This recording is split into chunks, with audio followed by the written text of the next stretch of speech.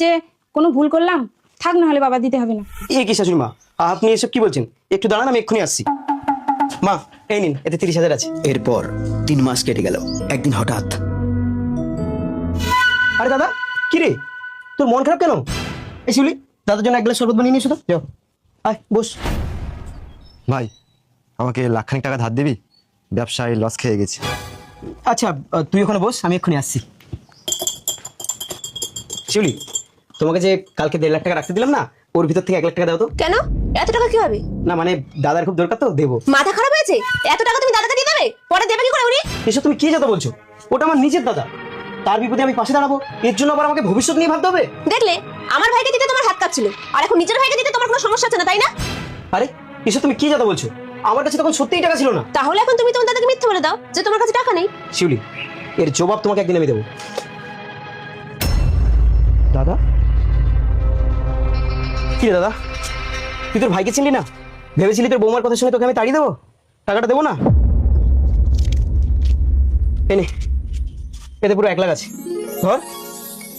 ভাই, তুই আমাকে বাঁচালি রে। আচ্ছা ঠিক আছে। আচ্ছা, কাকাই কেমন আছে রে? অনেকদিন তোদের বাড়িতে যাওয়া হয়নি তো, ওকে দেখাও হয়নি। এক কাজ করতো, এই নে, ওকে ক্যাডবেরিটা দিস তো, ধর। আরে কি হলো? ভাই, অনেকদিন হয়ে গেল, ছেলেটা ক্যাডবেরি চাইছিল, কিন্তু পয়সার অভাবে দিতে পারিনি।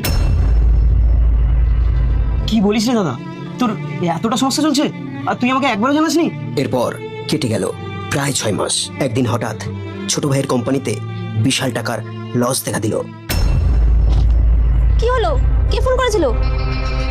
শিউলি, কোম্পানি আমার থেকে নতুন মাল চাইছে, পুরনো মালগুলো নিচ্ছে না, আর এক্ষুনি নতুন মাল তুলতে গেলে প্রায় 10 লক্ষ টাকা লাগবে। বলছি শিউলি, একটা কাজ করলে হয় না?